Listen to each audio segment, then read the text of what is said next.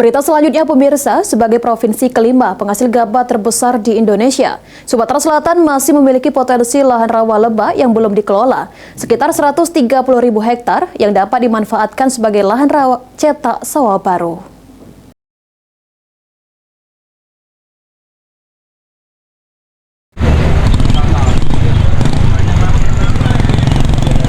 Sebagai provinsi kelima penghasil gabah terbesar di Indonesia, Sumatera Selatan menargetkan produksi gabah pada tahun 2025 mencapai 3,5 juta ton sebagai langkah menyokong swasembada pangan nasional. Menanggapi hal tersebut, ahli sosial ekonomi pertanian Muhammad Yamin mengatakan, sebagai daerah yang didominasi oleh lahan rawa, Sumatera Selatan masih memiliki sekitar 130.000 hektar lahan rawa lebah yang belum dimanfaatkan. Sehingga perlu adanya pengolahan lahan rawa lebah menjadi lahan cetak sawah baru dengan potensi penghasilan 6 hingga 7 ton per hektar dalam masa 1 kali tanam, sehingga memiliki potensi besar untuk menambah produksi gabah di Sumatera Selatan.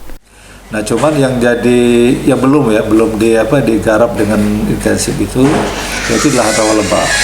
Nah, rawa lebah ini sebenarnya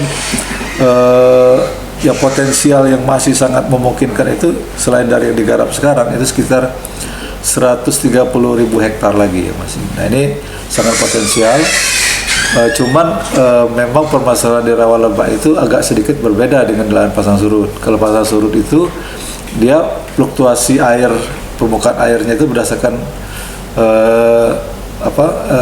naik turunnya permukaan air laut kan, ada pasang surut. Tapi kalau rawa lebah itu dia berdasarkan musim. Namun di sisi lain, permasalahan musim juga dapat mempengaruhi hasil produksi gabah. Untuk itu perlu adanya teknologi modern di dunia pertanian, sehingga dapat memaksimalkan produksi padi di Sumatera Selatan. Eki Saputra, PAL TV.